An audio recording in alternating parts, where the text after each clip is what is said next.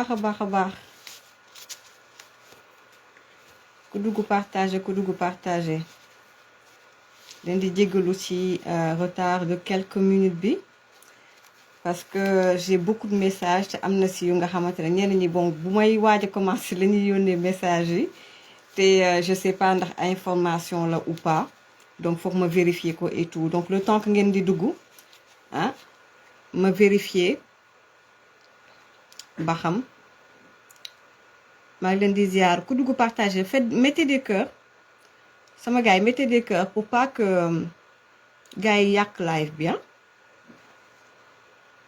je vois que gars yi affaire bi mi ngi xaw a taxaw et tout mettez des cœurs Magita maa ngi lay ziar sama waay ouais mettez des cœurs parce qu'ils sont en train de signaler le live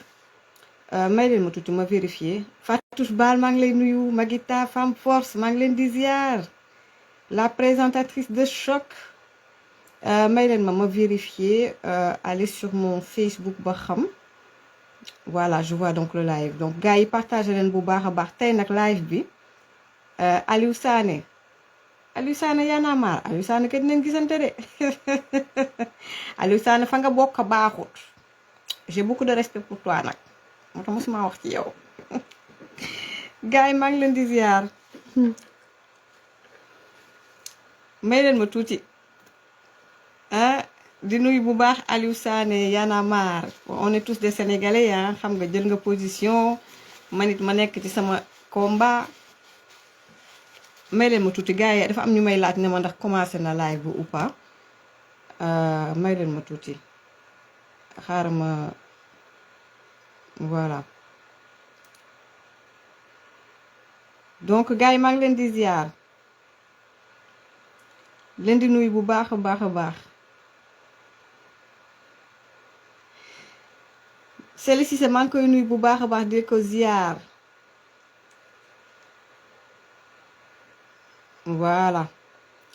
maa ngi leen di nuyu di leen ziar salaam ma sœur am na ko mu yónni message baal leen ma de je t'ai envoyé baal leen ma de Latif maa ngi lay ziar di la nuyu bu baax a baax par contre l'audio je ne pourrai pas l'écouter sur en live mais par rapport à Clédor Sène voilà j'ai vu l'info c'est un peu long mais texte tu peux lire en 1 minute c'est un peu long donc dinaa xool donc j'ai un invité donc dinaa ci profiter aussi di liraale aussi en même temps pour xool nu may defee quintessence bi def résumé bi comme c'est en français et c'est un peu long pour un live sur Facebook c'est un peu long maa ngi lay nuyu bu baax a baax Abdou Latif Kane xam nga nekk expert ci wàllu pétrole nekk lu mu jàng lu mu xam et j'ai vraiment di cadre di évoluer donc ci fànn woowule di ko nuyu bu baax a baax et voilà donc ñun Sénégal loolu la ñu soxla donc nit ñu mel ni moom donc voilà bëri na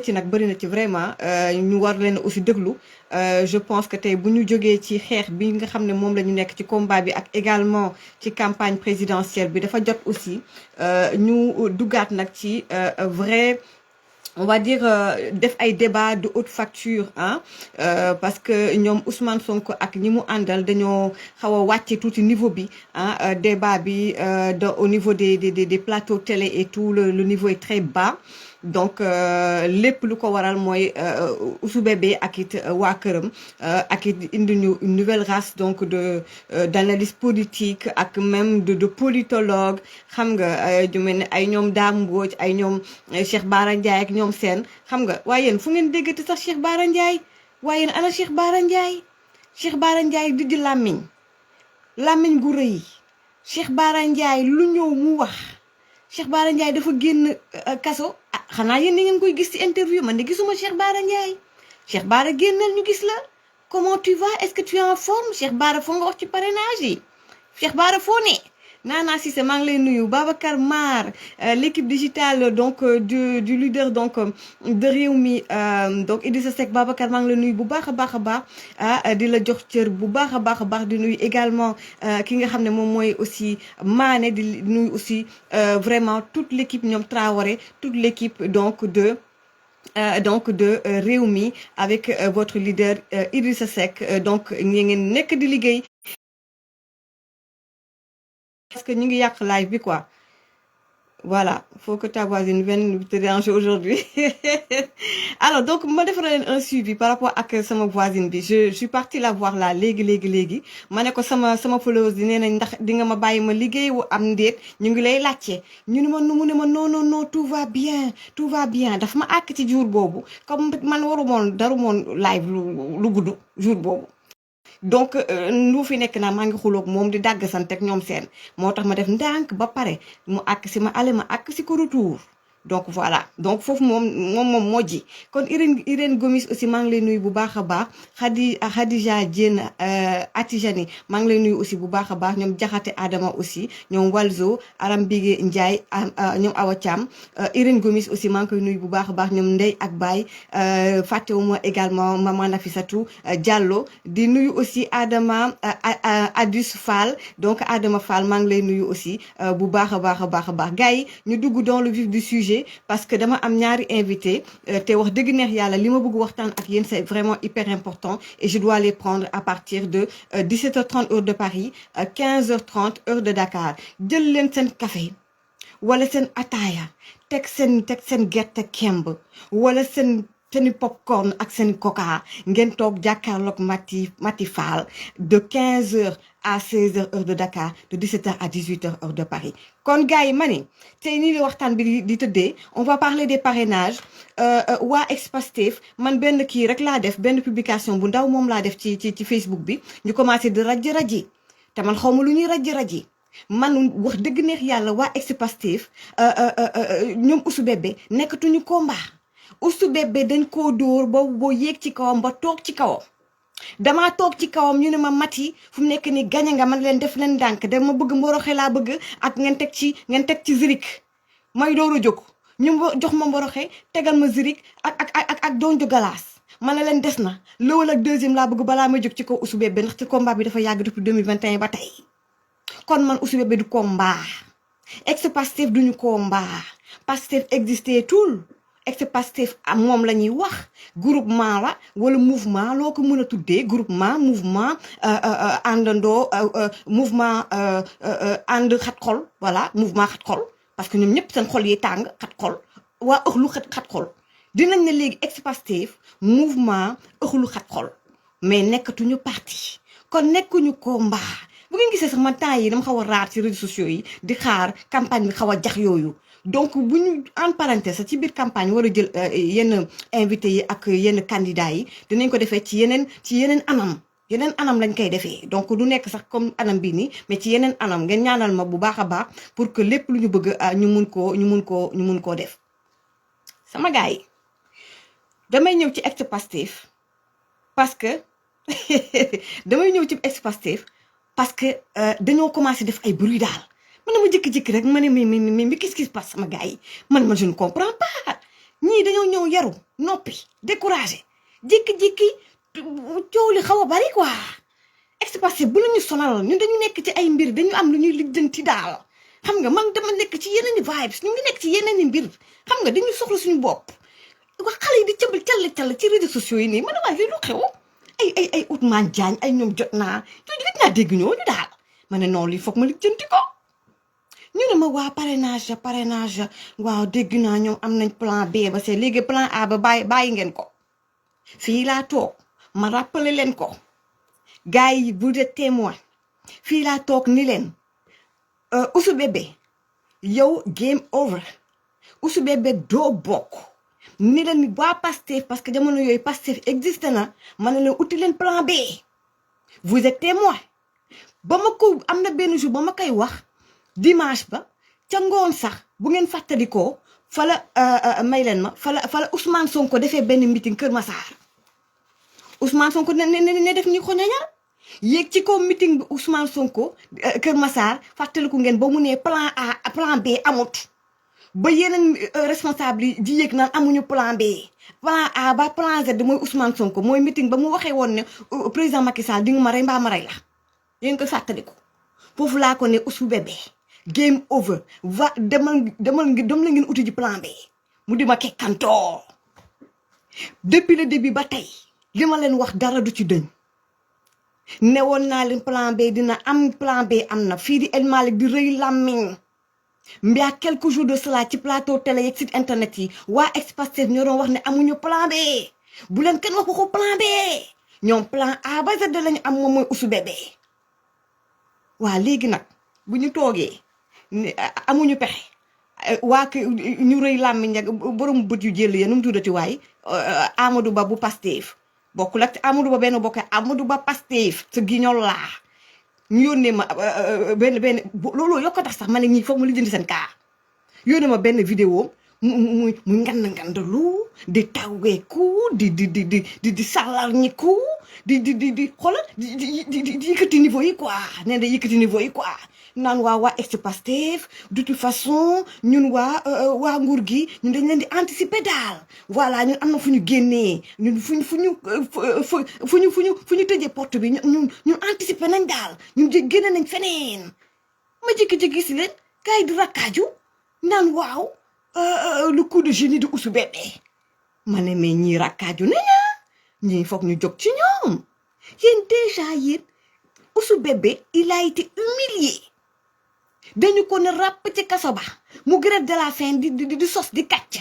dinaa ci ñëw ak suñu Moustapha Sy la mu wax toj na dil ba te ñun yàgg nañ koo wax waa ji grève de la faim da doon xiifal par intermittence waa ji mosul kooma waa ji dara jotu ko dañ doon waxu kooma dugg fi génn fii di dof lu ñaari seytaane jabaram ñoom ana batan sa génn di muuru di seytaane et tout pour xale yi génn kenn génnul kenn lijjantiwu leen défaite internationale sénégalais yi lijjantiwuñ leen Ousou Bébé yoo xam nga xamoo sénégalais yi de xamoo réalité sénégalaise sénégalais woon la boppam man bañ la tëyee premier jour ba laa ne manifestation yi nañ toog seetaan nan lay demee ma toog 1 heure de temps dégguma dara ma ne c'est pas normal Ousou Bébé ana son dégâts dégguma dara ma ne non comme on est vendredi non naa bàyyi ba ay week-end bi quoi ba xam week-end bi ana waa Ex-Pastef gisuma kenn ma ne non c'est pas possible ak lu Ousou Bébé waxoon yépp non lii dafa rax non nañ bàyyi ba altine gisuma dara waa ji ñu timlaataala ñun yu pakataas ko yóbbu ko sébi ñu ne déeta waaye waa ji commencé grève de la faim ana booy yi ne dañuy jaay seen bakkan gisuñu kenn mooy wane ne yéen vous parlez pour le peuple mais vous n'êtes pas le peuple sénégalais won nañ seen bopp la majorité silencieuse won na la ne yow Ousou Bébé dañ laa jëppi ñu won nañ seen bopp humiliation bu rëy boobu ñu jóge ci loolu yéen ngeen ne par force par A ou par B man wax ji dafa bëri woon ba muy dema ne man samay xarit ma ne la waa ñoom xanaa dañu am benn une carte sous la manche quelque chose qu'on ne connaît pas parce que ñoom nee na ñoom Sonko par force lay bokk mais lan la ñu xam lu ñu xamul ñun te man dama leen a xam ba jeexal leen yéen dañ leen a infiltré ba yàqu yéen dañ leen a wër ndombo waa Ex-Pastef dañ leen a wër ndombo yéen bu ngeen di anticiper gars yi li ngeen di anticiper ñoom anticiper nañ ko ba pare ñun ba ñuy toog fii naan di xataraayu état bi boobu état bi ma ngay def la mu mën di def affaire ndànk ba mu cerner leen Ousou Bébé instant bi ni comme portable bu yàqu waxuma portable bu déchargé dafa yàqu amatu chargeur am mënuñu koo defar Ousmane Sonko il est HS hors service portable bu yàqu yaxeet la mënuñu koo defaraat donc yow tu as été mis à côté ñu ñëw ne waa léegi ñun Guy Marius Sagna dimanche passé waxuma leen waxu Guy Marius Sagna waaw kon kenn ñun anticiper nag gars yi nag yéen a ngeen di anticiper Amadou Ba ne ngeen di anticiper nguur gi li mu waajal la ngeen ko anticiper yéen la ngeen di anticiper nit ñi yëg nañ ko bay anticiper ci li ngeen di anticiper yéen ay waaye rek la leen Ex-Pastef rek la leen jàpp leen lii ma leen di wax ngeen bind ko téere 2024 du ngeen nguuru Ousmane Sonko candidat bi nga xam ne moom mooy gagné yàlla moo ko xam 2e mandat si dañuy door a waxu Ousmane Sonko déggoo leen ma de xam ngeen ñoom lan la ñuy joué balaa may ñëw ci ñaari candidat yi fii laa toog ne leen biir Yewwi Askan bi ba ñuy commencé avant local yi ne leen Yewwi Askan wi reetaan am la ma leen fa wax instant bi ne Yewwi Askan wi tasar communiqué yu bari Cheikh Tidiane Dièye moo koy def ana Déthié Fall ma ngay lijjanti boppam ana ñoom Abissi ñi ngay lijjanti seen bopp ak ñeneen Aïda Mbodj ma ngay lijjanti boppam Aïda Mbodj naa ñëw ci yow bu ci kanamee dégg ngeen ma ñëw donc lu ñu leen wax tey man lu ma leen ma soxla da ngeen koy gis sama gars yi on vous a infiltré ex-Pastef ñoom lu ñu bëgg instant bi nii xam nañ ne ñoom pare nañu ñoom responsable Pastef xam nañ ko ex-Pastef xam lu ñuy jaay instant bi nii seen militants yi bëgguñu tey waa IDI yi waa PDS yi ba ci ñoom Pape Djibril Fall ak ñoom waa réew mi waa Benno Bokk Yaakaar ñoom Amadou Ba affaire di jax-jaxee ñuy parrainage xam nga ñu occuper le terrain ñoom nag ñu daal di far nag dee ndax ex-Pastef ñu ngi ci coma mais ba tey ji bu ñu bokkulee ci parrainage bi bokkuñ ci coow li bokkuñ ci bës bi dañuy daan maanaam naqasaay dañuy dee ñoom dee boobu la ñuy bañ dañu nekk ci diggante dund ak dee ña nga ca coma di sukuraat mais bëgguñu dee donc il faut que ñu remobiliser les troupes donc commencé naan am nañ plan B am nañ plan C ñoom Diomaye ak totiti patata Guy Marius Sagna xam nañ ne du mbir mi du dem xam nañ ko ñoom xam nañ ko waa responsable Pastef yi man militant yi ak sympathisants yi man yéen laa yërëm ñoom dañu bëgg rek instant bi remobiliser troupes yi comme ça gars yi bu ñu découragé comme ça ñu animé waat seen parti bi comprendre nga gars yi qui fasse du dilatoire affaire de xumbu et surtout bàyyi leen ci xel xam nga ñoom la ñu bëgg mooy ñoom campagne bi duñu dem fenn de mais campagne bi ñoom nañ saboté campagne bi ñoom daal nañu perturber campagne bi ñoom nañu perturber campagne électorale bi papa loolu rek moo leen intéressé instant bi waaye xam nañ ne lii ñuy lijjanti yëpp du dem fenn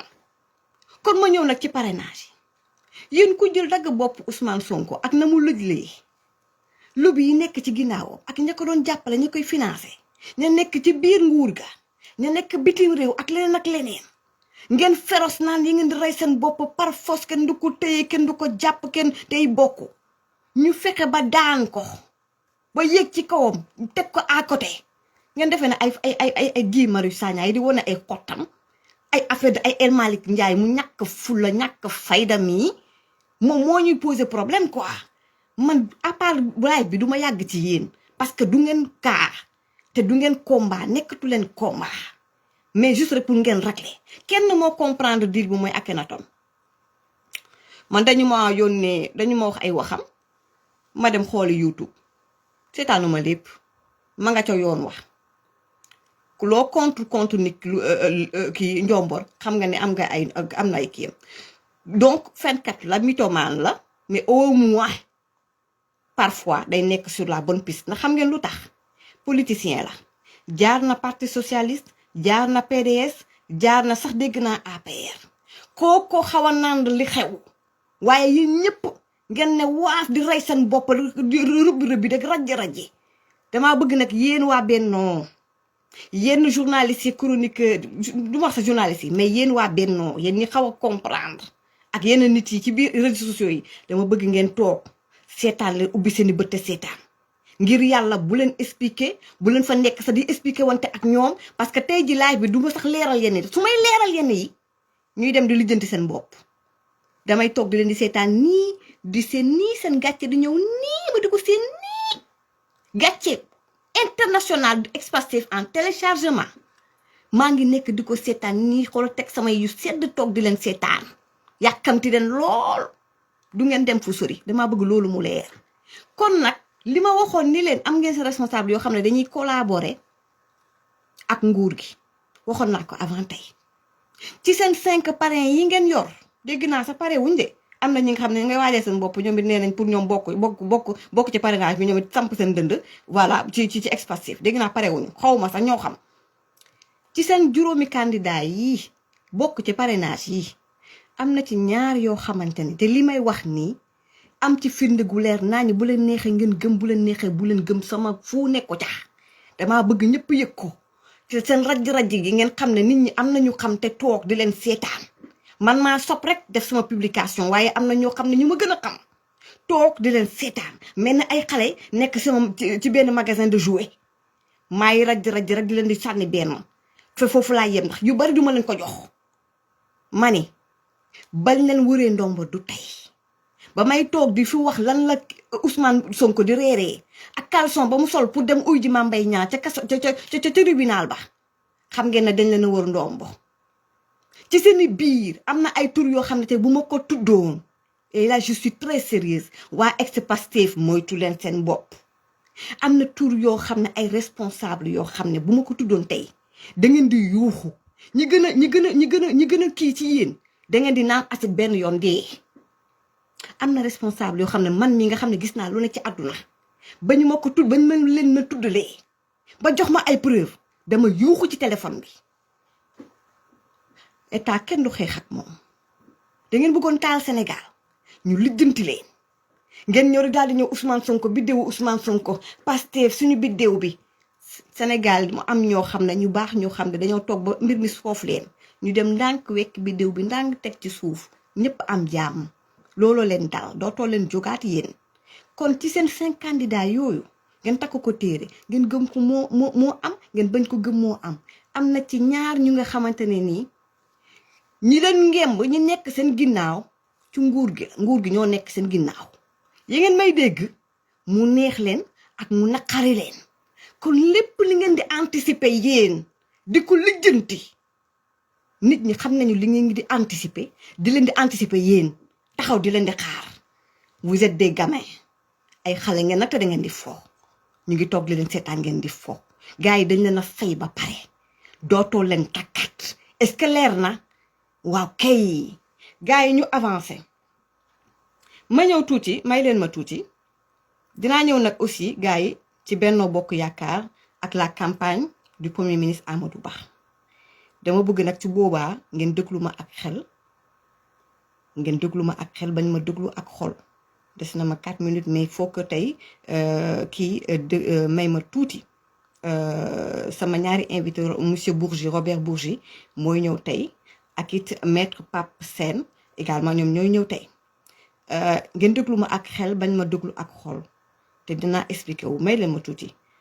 dafa am loo xamante ne moom laa bëgg lijjanti ni tuuti voilà donc ñëw nañu ci waa Pastef ba pare ak seen plan B donc aveu d'échec parce que ay tapet lañu mënuñu xeex pour Ousmane Sonko teg nañ ko de côté indi ay éléments de langage ñoom ay xam nga truand dëgg ak manipulateur day mën a wax donc suy wax làmmiñ day neex yéen nag loolu mooy seen problème yéen militants yi ak sympathisants yi dama leen a yërëm seen responsable dañoo mën neex làmmiñ mën a fen waaw kon nag ma continuer ñu ñëw tuuti ci Moustapha Sy la mu wax ci Ousmane Sonko ma ñamal leen benn vidéo parce que Aïda Mbodj ci boppam Ousmane Sonko ña ko wër dañoo hypocrite waaye Yewwi Askan Wi ay opportuniste ñu ci bari ay opportuniste ak ay hypocrite Khalifa Sall di homme d'état ak ñoom Barthélémy Diaz l'histoire t'a donné raison yàlla weer na Ousmane Sonko ñëpp gis na ne yaa am dëgg ci kawam ndax da nga xam lan mooy nguur xam luy état waa socialiste yi dañoo xam luy politique ok may leen ma juste rek ñu xool vidéo bi ma jàll ci leneen ñëw nag ci Benno Bokk Yaakaar balaa may dugal samay invité tey fii day wàcc ba 0 may leen ma tuuti ñu dugal dafa mel ni vidéo bi gars yi may leen ma tuuti dafa mel ni vidéo bi gars yi dafa mel ni dañ ko effacé kan moom ma yónnee vidéo Aïda Mbodj bi ak fi muy waxee waa ji nit ki effacé na ko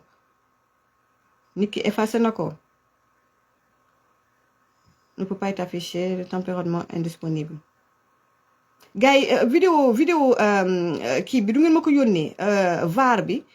bu Aïda Mbodj bi ak fu Serigne Moustapha Sy doon wax ci donc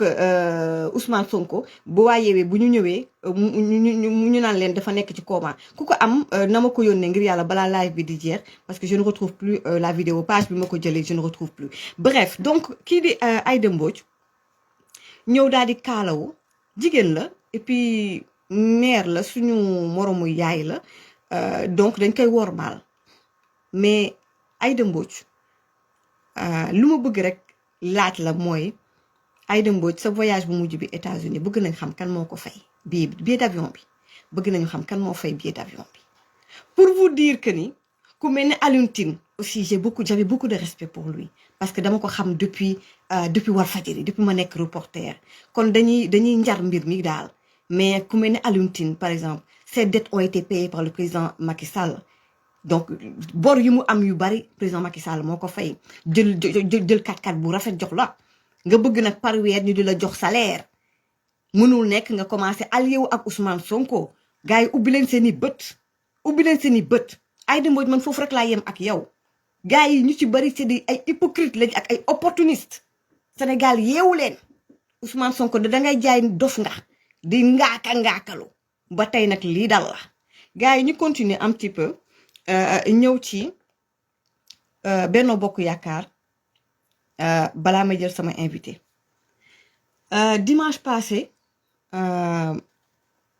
ak même tey am na info yoo xamante ne ni duma ci dugg parce que campagne bi sax commencé gul te jamono bi comme ñu ngi ci parrainage yi il faut candidat yëpp nekk sur la même ñu nekk même ñu traité leen même pied d'égalité noonu la war a sax demee ci même campagne bi et tout mais am na information yoo xam ne boo ko génnee plus day yàq qu'autre chose donc je préfère may leen ma dafa mel ni gars yi ñu ngi may yónnee vidéo bi xoolal page Axe du Mal mu ngi foofu Nafissatou Diallo voilà donc maman Nafissatou maa ngi lay nuyu bu baax a baax ba balaa mooy ñëw ci Benno Bokk Yaakaar ñu ñëw xool tuuti. Ousmane Sonko bee ñu gis Ousmane Sonko ñun xàmmeewuñ ko waaye moom it xàmmeewuñ Ousmane Sonko bu sonn Ousmane Sonko bi nga xam ne waa ju jàmbaare jooju nga xam ne bëggul ku ko yërëm ñu fekk ko mu nekk ci beneen état boo xam ne xàmmeewul dara ay loolu ñu gis tey ci suba mënuñu ko woon a détaillé dañu am obligation informer l'opinion. ma ne ko xamuñu sax stratégie. waaw daan nga gis ay nit yu jóg te bokk ci Yewwi Askan Wi waaw ni dañuy seeti Sonko ca hôpital ba bu ko defee bu ñuy ñëwee mu daanu lu crise waaw mel ni mënu la wax parce que la ko intéressé wax na ko man ba noppi.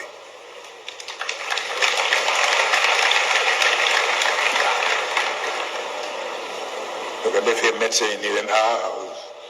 dafa nekk dans le coma foog ngeen may ko ñu daal di jógaat dem fekk moo ci bëgg loolu waaw. donc defe naa mbir mi donc leer na fii donc gis ngeen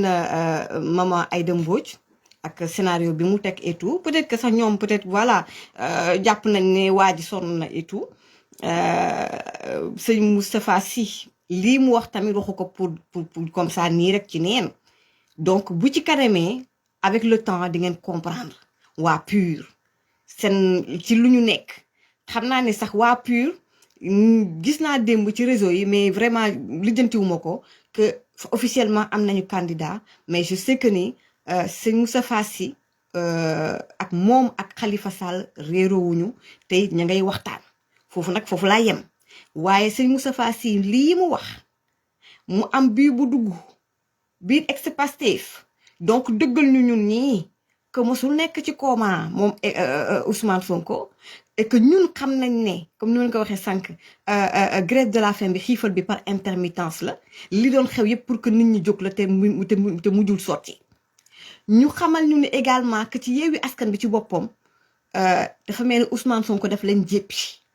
fam leen tegoon tegatu leen fa ndax te àndu intérêt la woon te yàgg naa leen koo wax kon nag sëñ Moustapha Sy ngeen jàpp ne li mu wax nii waxu ko noonu rek sànni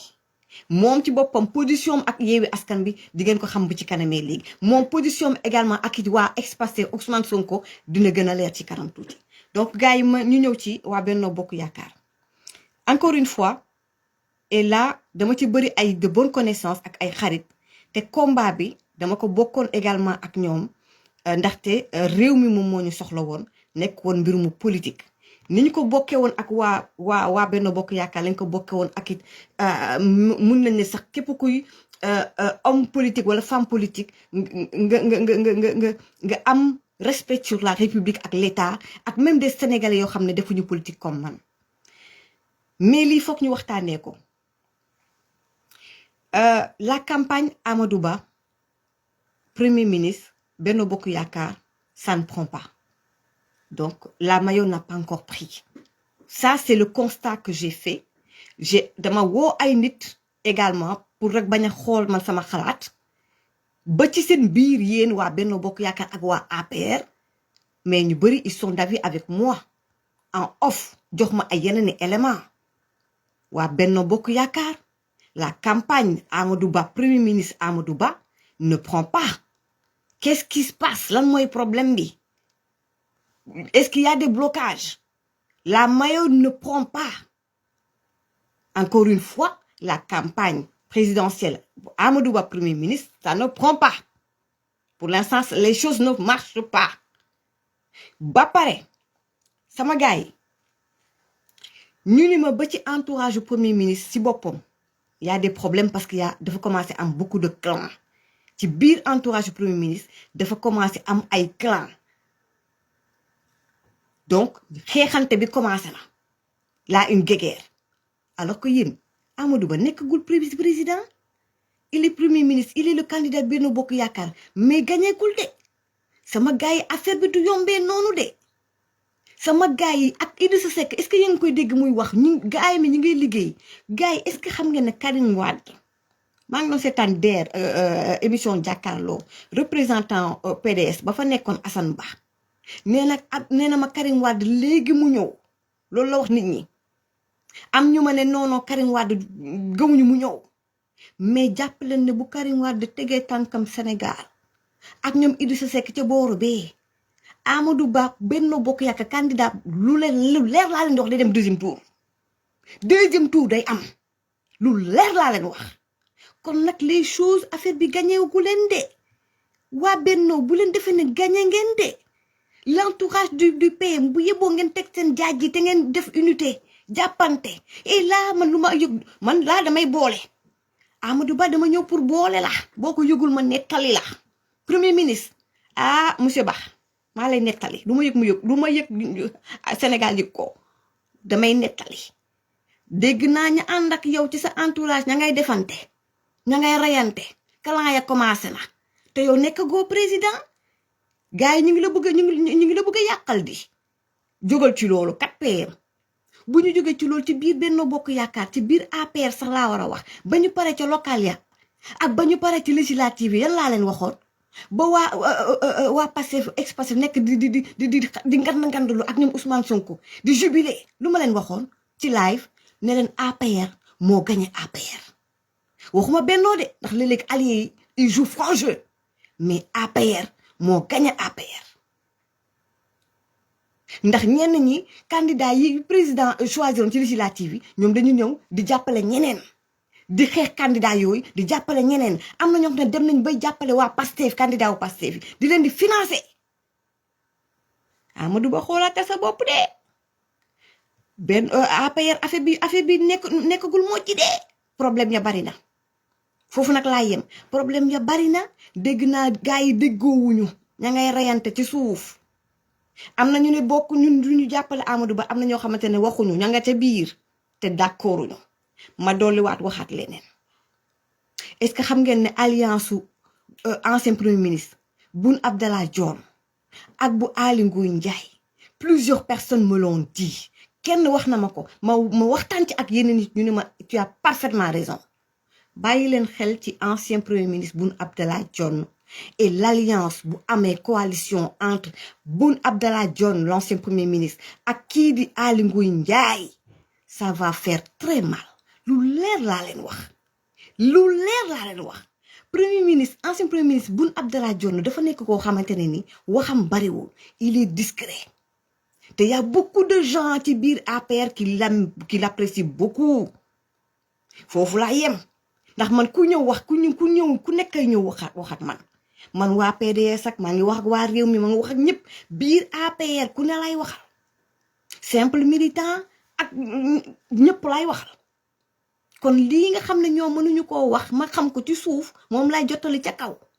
Sénégal bëgguñu 2024 dafa nekk élection bu am solo bëgguñu tey Sénégal ñu tegu ci loxoy ñoo xamante ne ni tey ji maara day taali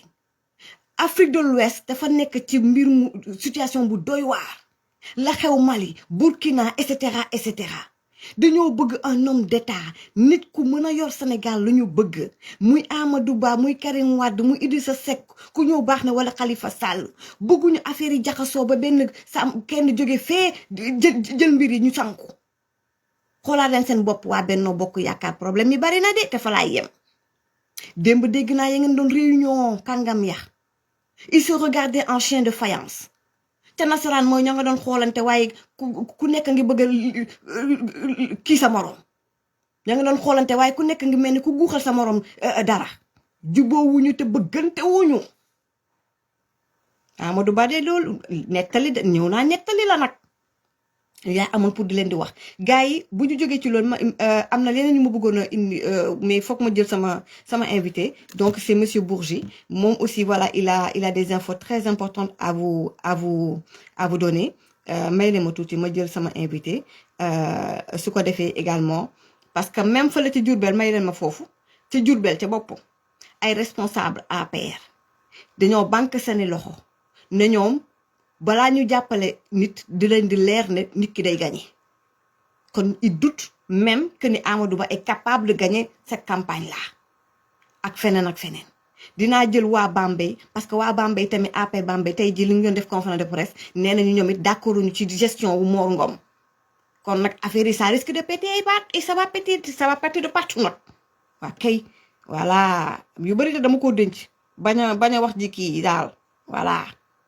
may le ma tuuti ma daal di jël ki nga xamante ne ni moom mooy donc monsieur Bourgi donc je prends mon invité monsieur Bourgi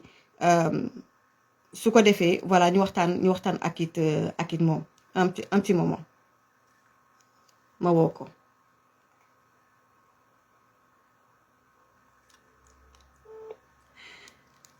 là n'a pas encore débuté non commencé gul dëgg la commencé gul mais dafa am yu xew de oui bonjour monsieur Bourgi maa ngi lay nuyu bu baax a baax voilà donc je vous dis bonjour désolé donc je vais vous prendre depuis 15h30 heure de Dakar mais bon voilà donc là on est en direct et je vous laisse voilà avec nos followers pour leur dire bonjour. Bonjour à tous, bonjour à toutes. Voilà, donc là je vous prends en interview aujourd'hui par rapport à la situation politique sénégalaise. On va vers une campagne, donc voilà, la campagne présidentielle 2024. Là, on est en plein dans les parrainages. Juste, on va dire votre analyse sur la situation politique. Mais d'abord, ma première question, là je viens d'en parler. Comment vous voyez la campagne du Premier ministre? Bon, la campagne n'a pas encore débuté, on est juste au parrainage. Mais moi, je sens que les choses, en fait, ça prend pas. Voilà. Quel est votre avis là-dessus? Je vous trouve, madame, un peu trop pessimiste. D'accord. C'est peut-être la fougue de la jeunesse. Oui. Mais je dirais que la désignation d'Amadou Ba comme candidat a été beaucoup plus difficile qu'on ne le croit. Je vous ai dit, il me semble, il y a quelque temps, que le choix du président aurait pu se porter sur Mohamed Boun Abdallah. Mais il s'est porté sur Amadou Ba. Le travail sous la direction de Moustapha Niasse a été un travail extrêmement loyal, juste, correct et sans entourloupe. Le choix s'est porté sur Amadou Ba, mais ça n'a pas été évident. Parce que beaucoup au sein de Benno Bokk Yakaar reprochaient à Amadou Ba son passé d'allié du Parti socialiste. Mais les choses évoluent. Rappelez-vous la phrase de Jacques Chaban-Delmas, qui a été un personnage de la 5e République en France et même de la 4e République. Il disait qu'il n'y a que les imbéciles qui ne changent pas d'avis. Amadou Ba a évolué. La campagne n'a pas encore démarré, mais je suis quand même surpris que il soit déjà soutenu par des gens qui apparemment pouvaient être des adversaires. Il est soutenu puissamment par les forces religieuses. La déclaration du saint homme de Tivaouane correspond à mes yeux à un Nigel, et le soutien affiché du saint homme de Touba est quelque chose de considérable. Je rappellerai à nos jeunes auditeurs, et je le tiens d'Amadouba lui-même, qu'il est lié depuis 1989, personnellement, au saint homme de Touba, qu'il a connu en 89, alors qu'il n'était que 5e dans la lignée de succession. Le soutien manifeste des forces religieuses à Amadouba est quelque chose, pèse d'un poids considérable. Et ma foi, il y a des ralliements à lui qui vont peser lourd. Je pense par exemple au soutien tout dernièrement d'un homme, d'un élu de Ziguinchor qui l'a soutenu, mais alors de manière terrible. C'est le soutien d'un jeune de Ziguinchor. Le nom va me revenir. C'est Hassan Sania. Hassan Sania et quelques-uns de ses partisans ont soutenu manifestement Amadouba et pourrait être une gêne pour l'électorat d'Ousmane Sonko à Ziguinchor. Et il y a aussi, n'oubliez pas, à Gossas qui est le lieu, si vous voulez, le colombé des deux églises de Boun Abdallah. Il y a le soutien de Gossas à Amadouba, et ce que vous ne pouvez pas ignorer. Et il y a eu une déclaration dernièrement de soutien à Amadouba qui pèse lourd. Et surtout, madame, vous êtes une femme informée. Je ne pense ne pas l'être moins que vous. Et il y a des soutiens à Amadouba qui, apparemment, avant la désignation d'Amadouba, semblaient ne pas le suivre. Je pense, par exemple, à un homme comme Farban Ngom. Farban Ngom mène tambour battant une campagne pour Amadouba. Et qui dit Farban Ngom, à moins de se tromper de monde,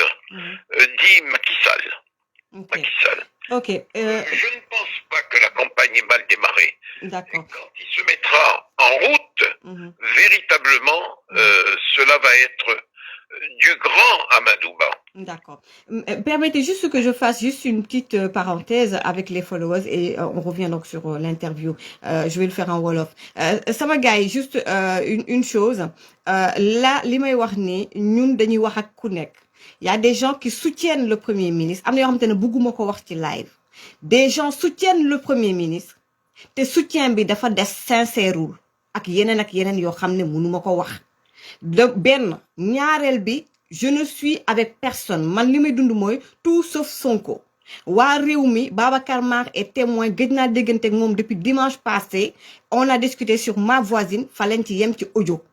Donc man je suis claire, limpide et nette. Maak yéen ñoo bokk combat, vous me connaissez très bien. Donc man duma militante. Je fais mon métier. Te yàquma waxuma lu bon ci Amadou ni rien du tout, mais on est en démocratie. Li fi Ousmane Sonko indi waruñu ko bàyyi muy continuer. Laissez les journalistes, la presse et les gens, les Sénégalais lambda avoir leur idée. On est en démocratie. Faut pas parce que nit ki waxul li ma bëgg a dégg ñu war ko critiquer war ko dëkkal fu mu dëkkul. Loolu Ousmane Sonko moo ko fi indi day dem yóbbaale ko nañu rester comme ñun ñu mësa mel.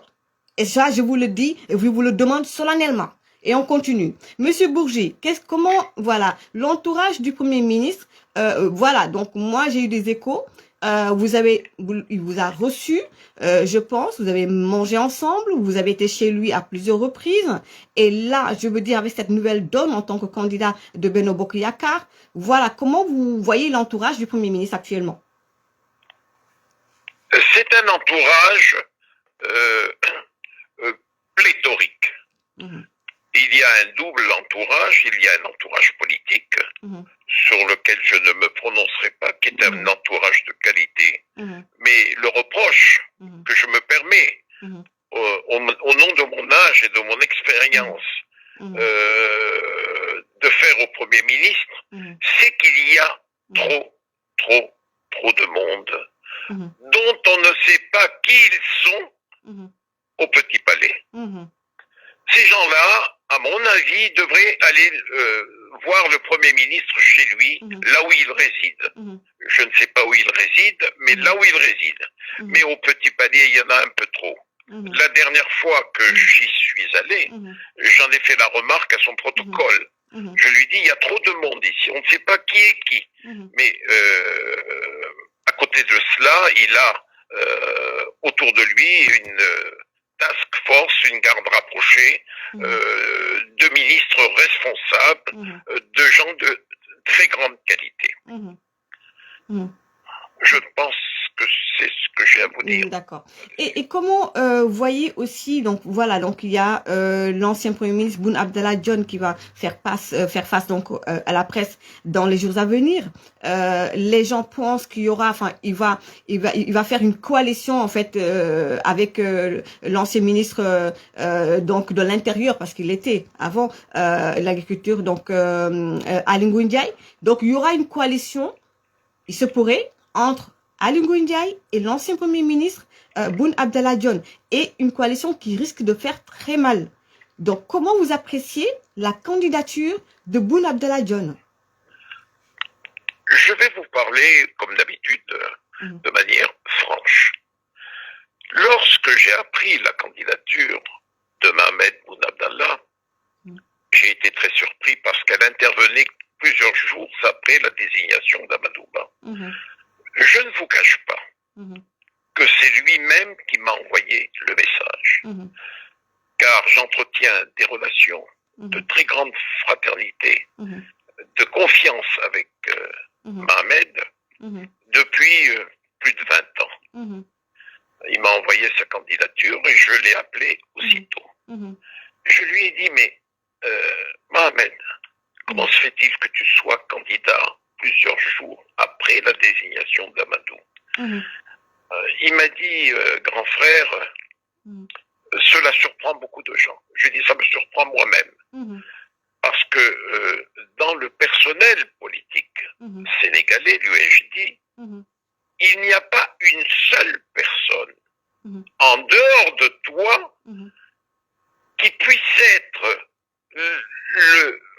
comment dire, la copie conforme de Macky Sall. C'est ça en fait. C'est ça qui a... Ouais. Et cela me trouble, l'UEJD. Il me dit, grand frère, j'ai bien réfléchi. Je lui dis, mais t'en as informé le patron? Il me dit, j'ai informé le président de ma décision. Ok. Il n'y a eu aucune remarque de sa part, si ce n'est qu'il a accepté, écouté l'information que je lui donnais. Mais je l'ai senti un peu troublé. Comme je le suis moi aussi, je lui ai dit. J'avoue que cela me surprend. Donc, juste une précision. Donc, l'ancien Premier ministre Boun Abdallah Dionne donc a annoncé sa décision de se présenter. Donc, il l'a annoncé au président quand il était, si je comprends bien, à New York. À New York. Il l'a averti. Il lui a annoncé, pas averti, il lui a annoncé sa décision lorsque le président de la République était à New York. Et ça fait preuve de sa grande loyauté vis-à-vis du président, qui a semblé troublé aux yeux de Boun Abdallah, et d'ailleurs cela m'a troublé. Ça trouble tout le monde. Parce que plus proche de Macky Sall que Boun Abdallah, il n'y en a pas au Sénégal. Il n'y en a pas au Sénégal. Et ça trouble beaucoup. Mais, madame,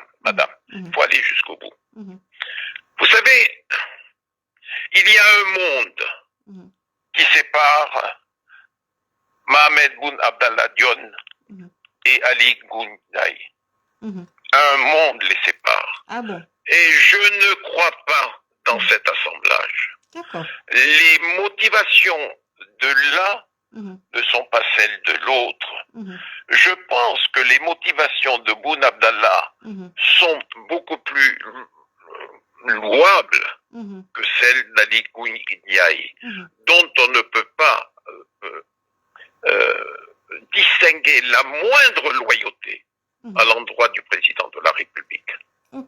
Dans un autre pays, dans les circonstances qui sont celles du Sénégal aujourd'hui, je ne pense pas que Ali Ngouille aurait pu survivre politiquement plus de 24 heures. C'est mon avis.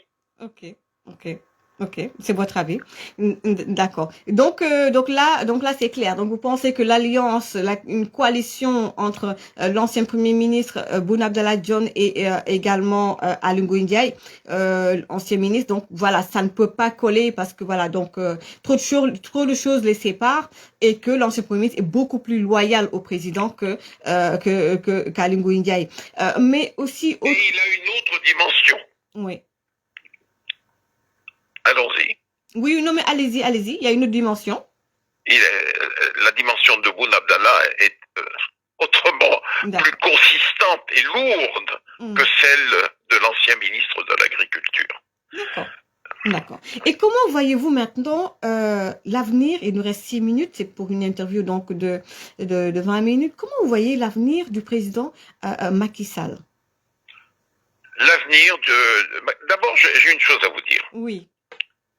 Je suis clair et précis là-dessus, et honnête. Macky Sall est une fierté pour l'Afrique. C'est une fierté pour ce qu'on appelait dans le temps le tiers-monde. Et c'est un personnage qui fait honneur à l'Afrique. Et c'est un homme qui est considérablement apprécié dans tous les pays du monde. Et je le vois, moi, je l'imagine. Je ne serais pas étonné qu'un jour, les Sénégalais aient un secrétaire général des Nations Unies. Je ne serais pas étonné. On le souhaite parce qu'il le mérite sincèrement. Je le souhaite pour lui, et je le souhaite pour mon pays natal, et je le souhaite pour l'Afrique. Et puis donc là, vous pensez que voilà, donc pour son avenir, voilà, c'est vraiment les grandes institutions parce que voilà, c'est la dimension donc de l'homme. Il a été donc voilà, on va dire président donc, de l'Union africaine, etc. Donc secrétaire général, je dirais, de l'Union africaine, etc. Et surtout, on va dire le contexte géopolitique actuel. Je pense que il le mérite. Comment il a géré même l'histoire Ousmane Sonko, parce qu'on sait que l'histoire Ousmane Sonko, c'est pas seulement un homme politique radical, belliqueux, non, il y a beaucoup de choses derrière, il y a des lobbies, voilà, donc des salafistes, donc beaucoup de choses derrière. Comment il l'a géré au niveau des renseignements militaires, au niveau de beaucoup de choses de l'armée, etc. Je pense que le président, voilà, il mérite vraiment, voilà, cet honneur-là. Oui. Je pense qu'au plus profond de lui-même, je pense être un proche de Macky Sall. Je pense avoir traversé les épaisseurs de son caractère. Vous savez, je lui ai dit un jour, là dernièrement, je lui ai dit, tu sais, ta plus grande victoire, président, c'est le fait que tu aies neutralisé totalement Ousmane Sonko.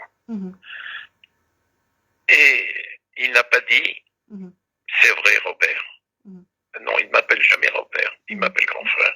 C'est vrai grand frère, il ne l'a pas dit. J'ai senti quand même une certaine tristesse dans ce que je disais. Il aurait souhaité pouvoir éviter tout cela. Et je pense que ça aurait été possible. Ça aurait été possible quelques années auparavant. Oui, quelques années auparavant. Ok. Mais comprendre, madame. L'homme est en prison, l'homme purge sa peine, l'homme médite, m'a-t-on dit, l'homme réfléchit, l'homme lit, l'homme prie, et je pense, très sincèrement, qu'à l'échelle de la vie, 2 ans, ça n'est pas grand-chose. C'est un homme qui jouera, je pense, un rôle politique dans les années à venir. Inch'Allah. Inch'Allah. Je le dis en toute loyauté et en toute franchise, même si cela ne doit pas plaire à mes amis politiques. D'accord. En tout cas, un grand merci, Monsieur Robert Bourgi, toujours disponible pour donc nos interviews donc du dimanche. Un grand merci et surtout cette campagne, je pense que on fera appel à vous. Ça c'est clair. Un grand merci à vous. Je suis à votre disposition.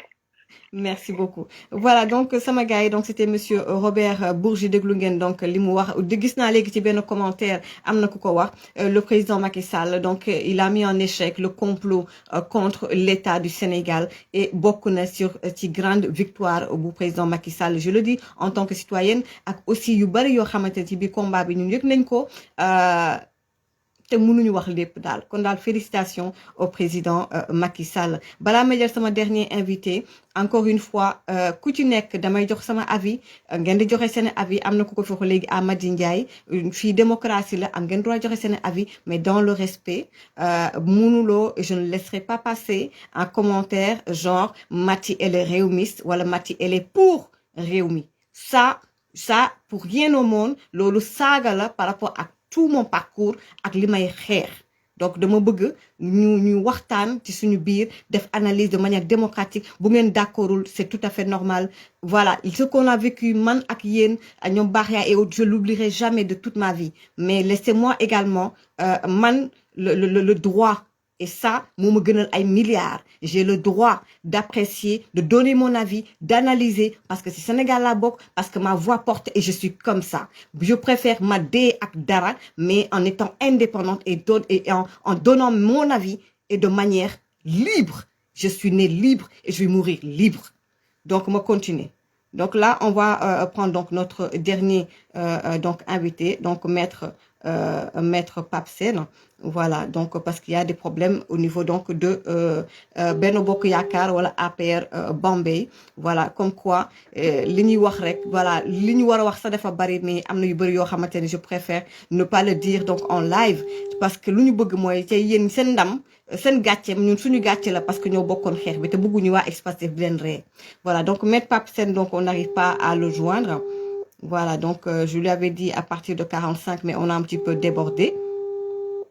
Voilà donc gars yi donc voilà maa ngi koy woo mais jotuma ko donc Abdou Latif Kane également voilà donc il m'avait envoyé donc benn texte xam naa Latif xam naa danga ma koy baalal rek mais beneen yoon xaaral ma xool ndax mën naa leen ko liiral maa ngi si jégalu sama gars yi c'est en français ma def ko parce que kii di Clédor Sène dafa def benn interview wax ci ay sos yu rëy ci wàllu pétrole fa ca Sénégal ak nañ koy gérer et tout donc mise au point pour montrer à nouveau que Clédor Sène ne dit pas la vérité sur le pétrole de Sangomar visiblement ce gars est allergique à la vérité donc c'est signé Abdou Latif Kane conseiller technique du ministre du pétrole et des énergies expert pétrolier militant Benno Bokk Yaakaar il a avancé la semaine dernière sur RFM dans l'émission de Sidat que le pétrole je fais un clin d'œil à mon ami et frère Sidat également, que le pétrole de Sangomar est en train d'être vendu et exporté à l'extérieur par Woodside, alors que les Sénégalais ne sont pas au courant. J'axe mon propos sur 3 points pour faire comprendre aux Sénégalais que Clédor a encore menti. Nous devons d'abord savoir que la production du pétrole à Sangomar n'a pas commencé, elle débutera mi-juin 2024. Alors vous convenez avec moi qu'on ne peut pas vendre et exporter du pétrole à l'extérieur sans commencer à produire le premier baril du pétrole. Balangana Nam nekk fa. Actuellement à Sangomar, dont le sieur Clédor parle, il y a eu plutôt des tests de production d'estimation pour évaluer le potentiel du gisement. Vous savez pourquoi? Parce qu'une compagnie pétrolière peut faire une découverte, mais ne peut pas savoir combien on pourra produire. Troisième point, on avait fait là-bas un travail d'évaluation, d'estimation et d'appréciation. D'ailleurs, Crane Energy, qui était dans le passé l'opérateur principal, avait publié ses rapports trimestriels de tests de pluie. Donc, il n'y a rien à cacher. Aucune goutte de pétrole de Sangomar n'est vendue. Ensuite, Clédor ne sait pas qu'à Sangomar, le test de production fait sur certains puits, on produit 5000 barils par jour, d'autres 10 000 par jour, donc des quantités de pétrole insignifiantes. Ces tests sont faits généralement sur des durées très limitées. Les tests sont exécutés 2 à 3 jours ou même souvent 24 heures pour certains puits. Tout cela dépend des caractéristiques et paramètres du puits. Quatrième point, les Sénégalais doivent comprendre que les tests de puits d'évaluation, dont M. Sen confond aux puits de production, mais qui m'ont féroce, sont faits avec des installations de forage qui sont différentes des installations pour faire le traitement. Cinquième point, ensuite, il ne sait pas que durant ces tests, l'ensemble de la production est renvoyé vers la torche brûlée, donc il n'y a rien qui est commercialisé actuellement à Sangomar, comme il prétend le dire de façon maladroite et ostentatoire. Toutes ces productions temporaires ont été renvoyées vers la torche car il n'y a ni installation pour les traiter et les stocker sur la plateforme. Bref, c'est des rigs de forage. J'imagine qu'il est incapable de comprendre l'essence même des rigs de forage. Sinon, il n'aurait pas parlé de la sorte en sautant du coq à l'âne. Ensuite, la commercialisation du champ de pétrole de Sangomar Filé-Dieralé se fera sur le marché spot. Les 3 bénéficiaires du projet, c'est-à-dire Woodside, Petrosen et l'État du Sénégal se partageront la production qui commence à mi-2024. En 2024, enfin, lorsque la production du pétrole débutera, Woodside, Petrosen et l'État, conformément aux normes et pratiques en vigueur dans le secteur du pétrole, chaque structure, en ce qui le concerne, aura la latitude et la liberté à commercialiser seule sa part du pétrole ou confier sa vente à une autre firme pétrolière spécialisée dans le marketing. Yalla na Sénégal am jàmm et qu'on ait la lucidité de mettre notre pays au-dessus de tout. Donc c'est signé Abdou Latif Kane, donc expert, donc pétrole, nekk conseil technique ci ministère bu pétrole di ko nuyu di ko remercier bu baax a baax di leen di jox donc gars yi dox daje donc la semaine prochaine di leen di remercier bu baax a baax sama gars yi di jégalu bu baax a baax bu fekkee ne ci li ma wax sànq xaw naa tàng tuuti mais voilà ni mu demee la je donne juste mon avis. Encore une fois, j'ai rien contre Amadou Ba. On a même des amis comme on devait même se parler il y a quelques jours. Donc awma ben xarma yàlla ak moom. C'est pour alerter ndax li ñu denc te waxuñu ko mu ëpp li ñu wax. Pour alerter encore une fois. Jàmm ak jàmm sama gars yi.